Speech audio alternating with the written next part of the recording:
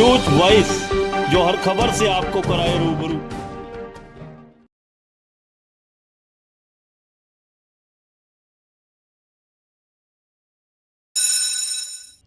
हरियाणा की भाजपा जजपा सरकार रेवाड़ी से कांग्रेसी विधायक चिरंजीव राव के लगातार निशाने पर है।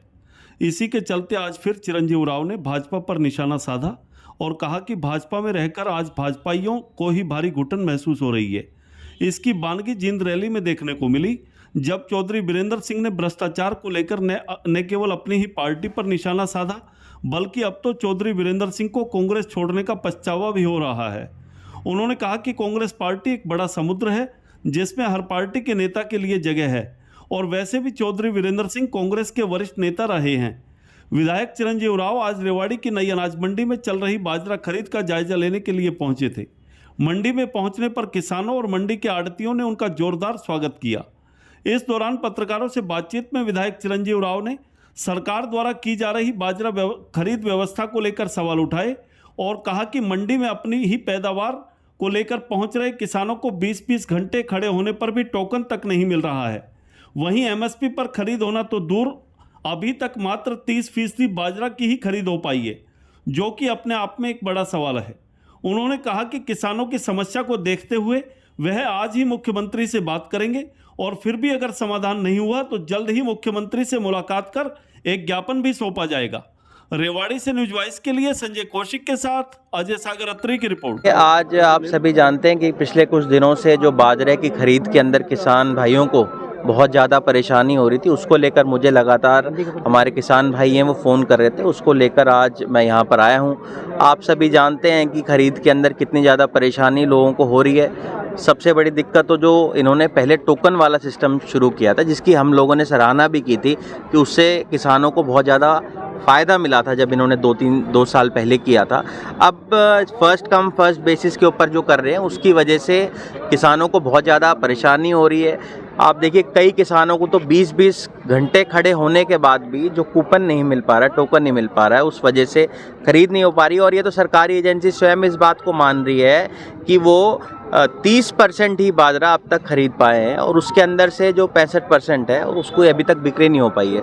तो मुझे लगता है इस सरकार ने हर साल की तरह जो परेशानी लोगों को, हमारे किसान भाइयों को लगातार होती है, वो इस साल भी हम लोग देख रहे हैं और हमारे कोशिश यही रहेगी कि जल्द से जल्द इनका उठाव यहाँ से हो ताकि किसान भाइयों को परेशानी ना हो। ये 1 अक्टूबर से कह रहे थे कि सरकारी खरीद शुरू होगी और पीछे फिर मुख्यमंत्री जी ने 23 तारीख से चालू करा दी, बोले कि व्यावसायिक खरीद शुरू होगी। तो किस तरह से देखते हैं उसके बावजूद भी खरीद नहीं हुई? देखिए आप उसमें भी ये देखिए, जैसे कि कल भी इन्होंने मना कर दिया था सुबह हमारी खरीद नहीं होगी, फिर दोपहर बाद दबाव के कारण इन्होंने फिर खरीद शुरू कर दी। पिछले दिनों में 3-4 दिन लगातार छुट्टी थी, उस दौरान जो ये खरीद नहीं हो पाई उस वजह से कितने किसान भाइयों को परेशानी हुई और आज भी इन्होंने फिर एक दिन आज भी इन्होंने बंद कर दिया खरीद को। तो आप ये देखिए लगातार किसान भाइयों को कितनी ज़्यादा परेशानी इस वजह से हो रही है। और जो खरीद हो भी रही है, जैसा कि किसान से मेरी बात हुई, उन्होंने कहा 1950-2000 रुपये के अंदर जो खरीद हो रही है और इन्होंने MSP सेट किया है 2500 रुपये। तो उसके अंदर भी जो भारी नुकसान हमारे किसान भाइयों को हो रहा है वो भी साफ तौर पे नज़र आ रहा है। और किसानों की जो परेशानी है वो मुझे लगता है सरकार हर वर्ष उसको बढ़ाने का काम कर रही है। आप क्या करेंगे अब आप आए हैं या मंडी में किसानों से, आड़तियों से बात की? देखिए मैं अभी यहाँ से निकलते ही मुख्यमंत्री जी से स्वयं हम लोग बात करेंगे और उनसे कहेंगे कि भाई जो वादा आप लोगों ने 2500 रुपये MSP का किया है उसको पूरा करने का काम इनको करना चाहिए। और अगर वो नहीं इसको जल्द करते 1-2 दिन में, तो मैं जल्द मुख्यमंत्री जी से मिलकर अपना मेमोरेंडम भी उनको दूंगा कि जो खरीद है वो ठीक रूप से होनी चाहिए और उनको जो दाम है किसानों को पूरा मिलना चाहिए। एक अलग से बात कर ले, चौधरी वीरेंद्र सिंह ने जींद में रैली करके भाजपा को चेताने का काम किया है और कहा है कि जजपा से गठबंधन रहा तो मैं भाजपा छोड़ दूंगा। क्या समझा जाए इसको? देखिए आज के समय के अंदर जितने भी लोग हैं भाजपा के अंदर उनको घुटन महसूस हो रही है। पिछले दिनों में आप लोगों ने देखा भी था, पूर्व मंत्री जगदीश यादव जी ने कांग्रेस पार्टी ज्वाइन करी और उससे पहले लगातार करीबन 32 एक्स मंत्री और विधायकों ने कांग्रेस पार्टी को ज्वाइन किया। चौधरी वीरेंद्र सिंह ने भी कल भारी आरोप भ्रष्टाचार के जजपा भाजपा सरकार के ऊपर लगाए हैं और मुझे लगता है कहीं ना कहीं उनका जो असली चेहरा है वो पूरे प्रदेश ने देख लिया है। हम तो लगातार इल्ज़ाम इनके ऊपर लगाते ही थे कि भारी भ्रष्टाचार इस सरकार के अंदर है। अब इनके इतने बड़े नेता चौधरी वीरेंद्र सिंह, उन्होंने स्वयं इस बात को पुष्टि करी है कि सरकार के अंदर भारी भ्रष्टाचार हो रहा है। और मैं तो स्वागत करता हूँ, एक सही बात, एक सही चीज़ उन्होंने अपने मन से कही, इसका हम स्वागत करते हैं। एक दर्द भी छलका उनका कांग्रेस छोड़ने का, उन्होंने राजीव सोनिया का नाम लेकर के जो अपने दर्द को बयां किया, क्या समझा जाए इसको?